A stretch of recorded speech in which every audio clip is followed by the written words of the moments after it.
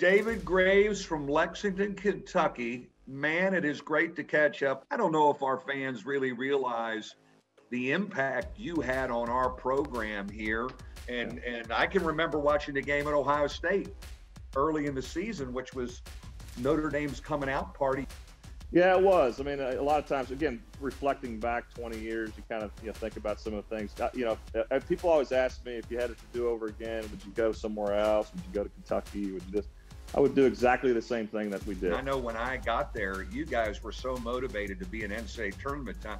My worry was I just didn't want to screw you up. And I remember that. Stay out of your way. Just stay out of your way a little bit.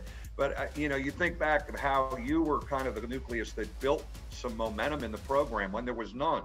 I remember one day after we played a game and we had a great crowd, maybe a sellout, you said, Coach, you need to understand, when I was a freshman and sophomore, we would watch film and you could hear our sneakers squeaking on the film over the TV, kind of like what we're playing in now, quite frankly. But I was like, wow, nobody came.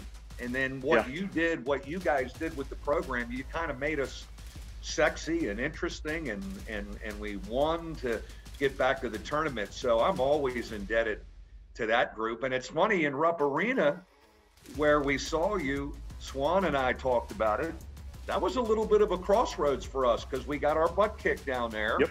Mm-hmm. And you guys made a stand in the locker room to be better. It wasn't anything I did. It was you taking ownership.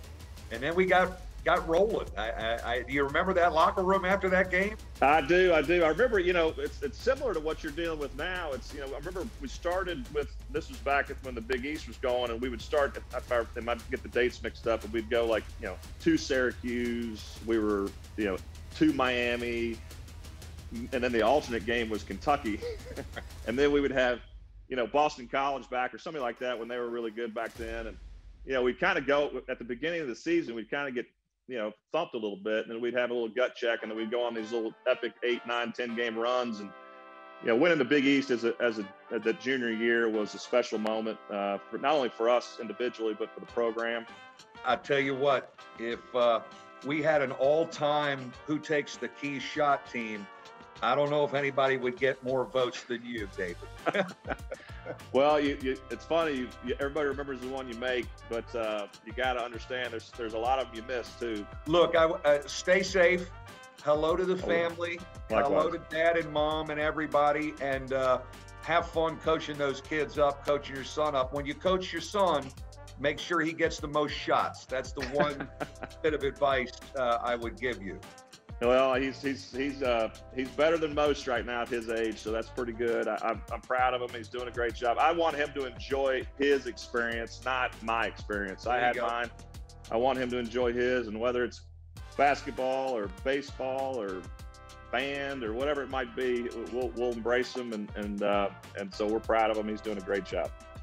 Well, you're a great dad, and we miss you, buddy. Stay safe and go Irish, David. Go Irish.